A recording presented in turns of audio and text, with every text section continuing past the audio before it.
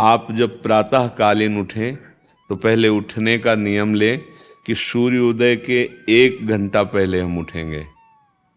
देखो हमारी प्रार्थना मानना। तो इस समय सूर्योदय कई बजे होता है? लगभग 6 बजे, 6:30 बजे छः। आप 5 बजे उठ जाइए और उठ करके सबसे पहला कार्य कीजिए, पृथ्वी के चरण स्पर्श कीजिए, भूमि के चरण स्पर्श कीजिए। और फिर आप जिस आसन पर बैठे हैं, देखो ध्यान से हमारी तरफ सुनना, जिस आसन पे बैठे हैं, जिस पे शयन किए थे, जिस सैया पर सोए थे, पृथ्वी को प्रणाम करने के बाद उसी सैया में 5 मिनट केवल बैठ जाइए और 5 मिनट बैठकर 5 संतों का नाम ले लीजिए। जैसे हम लोग श्री स्वामी हरिदास जी की जय, हरिवंश महाप्रभु की जय, हरिराम व्यास जी की जय, नागरीदास जी की जय, श्री ध्रुवदास जी की जय। पांच पांच संतों के नाम याद कर लीजिए। इसके बाद नीचे उतरिए और पहले जो अपने माता पिता, अगर वो शयन कर रहे हैं तो कोई बात नहीं है, अगर वो शयन नहीं कर रहे हैं तो पहले जाकर माथा रखकर उनको प्रणाम कीजिए। इसके बाद आधा लीटर या 1.25 लीटर जितना आप जल पी सकते हैं, उस जल को आप हल्का सा गर्म करवाइए अपने माता पिता से, जो भी आपकी सेवा में हो, या अगर आप स्वयं कर सकते हो तो स्वयं हल्का सा। अगर 500 ग्राम पी जाए तो और अच्छी बात है, और इससे ज़्यादा पी जाए तो अच्छी बात है।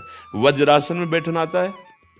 वज्रासन जानते हो आप लोग? देखो वज्रासन, वो देखो बैठ रहे हैं, ये दोनों पैरों का ऐसे करके इससे बैठकर जल पिया जाए। ये आपके ब्रह्मचर्य की रक्षा करेगा, कब्ज नहीं होने देगा और आपके मस्तिष्क की गर्मी को ठंडा करेगा।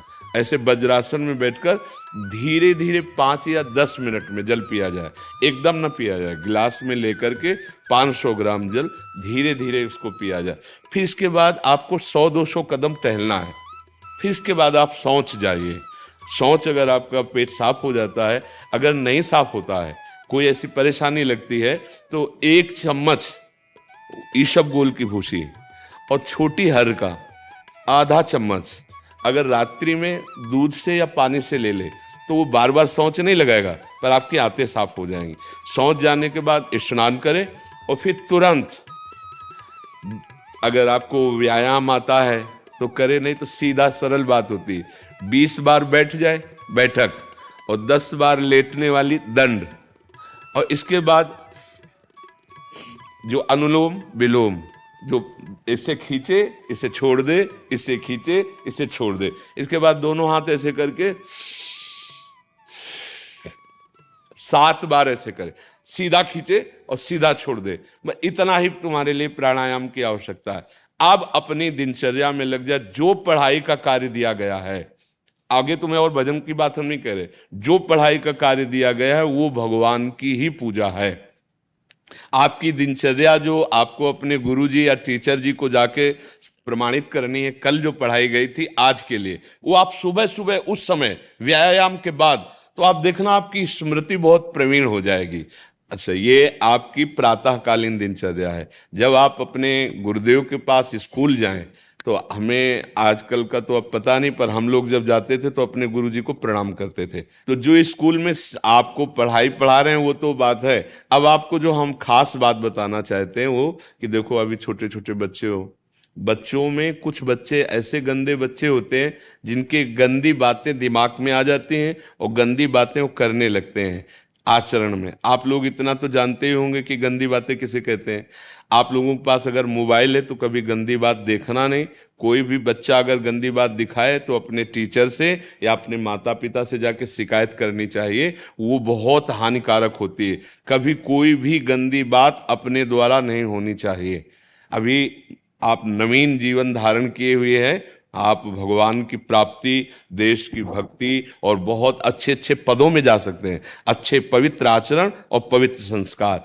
ब्रह्मचर्य के लिए गंदे बच्चों का संग त्याग करना, गंदी कोई ऐसी हरकत सिखावें या बात सिखावें तो उसको सुन करके छुपा नहीं लेना, तुरंत अपने टीचर से बताना या अपने माता पिता से बताना, और ऐसे बच्चे का कभी संग नहीं करना।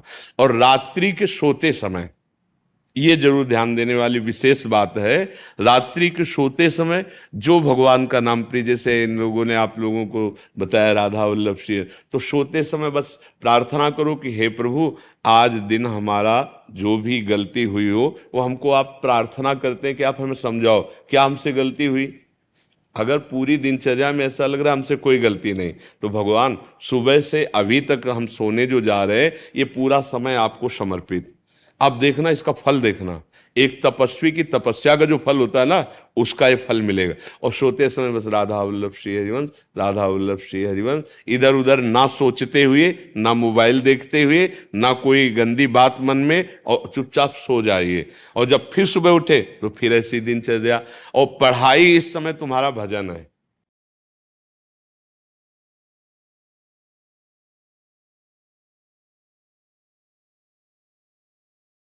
धन्यवाद आज का सत्संग सुनने के लिए।